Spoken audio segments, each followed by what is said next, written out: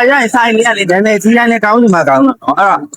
ဒီစားတဲ့တောက်တဲ့လူရဲ့ customer ရဲ့ review ကိုတန်ဖိုးထားပြီးနားထောင်ပြရမယ်နော်။ဟာတော့ရောင်းနေရတာပဲ။အော်တယ်လားဗျာ။ဒီကတော့ကားဆိုင်ကိုရောက်နေတာဖြစ်ပါတယ်။ကားဆိုင်မှာဘာဒီစားလို့ကောင်းလဲဆိုတာလေးကိုပြောပြမှာဖြစ်ပါတယ်။ဟုတ်မယ်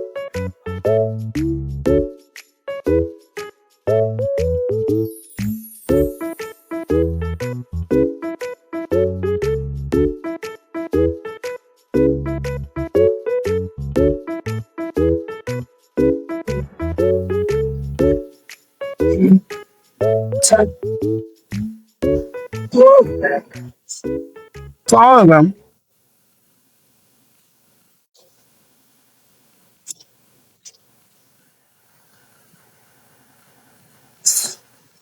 တန်းတော့ဆိုတာမှာလေ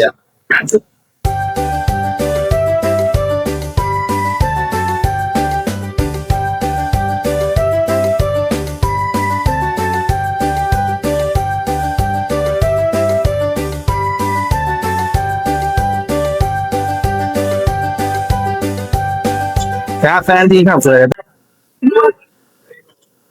ဆုံးအဲ့တော့အောင်တန်းခောက်ဆိုအဲ့တော့ကောင်းတာပဲဒါတော့ကိုယ်တက်ကြတာတူကြီးอ่ะ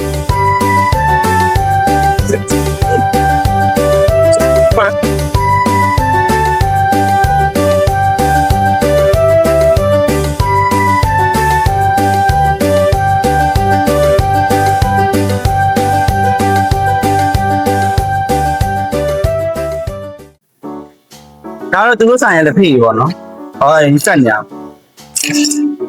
ကိုရတဲ့နေမှာလက်ဖေးဆိုင်ဖွင့်လာတော့လက်ဖေးရဲ့ရတာတွေတောက်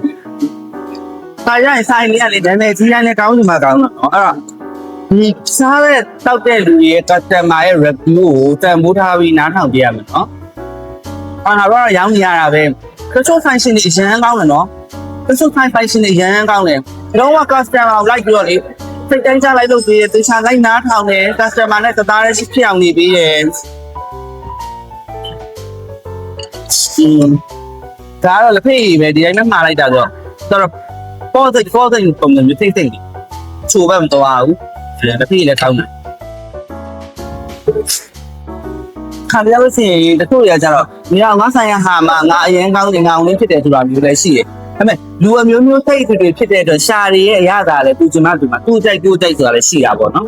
တချို့တွေအရန်ကောင်းနေတဲ့ဆိုင်တွေကိုကိုရီခေါ်သွားပြီမယ်ကိုရီတက်ချင်မှကြိုက်တယ်ဒါပေမဲ့ကိုရီပုံမှန်စားနေတဲ့ဆိုင်လေးရတယ်ကောင်းနေတဲ့ຢာတွေကလည်းရှိတာ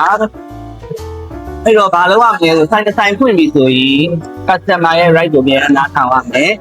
နောက်သူကချိတွေ့နေရမယ်ပေါ့နော်လိုအပ်တာတွေအကြံဉာဏ်ပေးတာတွေပြင်ဆင်တာတွေပြင်ရမယ်လုပ်ရမယ်တင်စားလို့လည်းပြီးသွားပြီဆိုရင်ပြန်တော့မယ်ဒီဆိုင်လေးကကြတော့ဒီမနက်တော်လန်းနဲ့ပြည်လန်းပေါ့ကိုယ့်ရဲ့ဒိုင်းမုန်းကိုလိုထဲမှာရှိတယ်ကကာဆိုင်ကနောက်တော့ကကာဆိုင်ကပလဲကိုလိုပါရှိသေးလားမသိဘူးအဲ့တော့ကိုကကိုလိုက်ချင်လို့ပေါ့နော်ကိုကကိုပတ်စံနဲ့ဝယ်ထားပြီးတော့review ပေးရဖြစ်ပါတယ်โอเคနောက်ဗီဒီယိုမှာပြန်ဆုံပါမယ်တတာ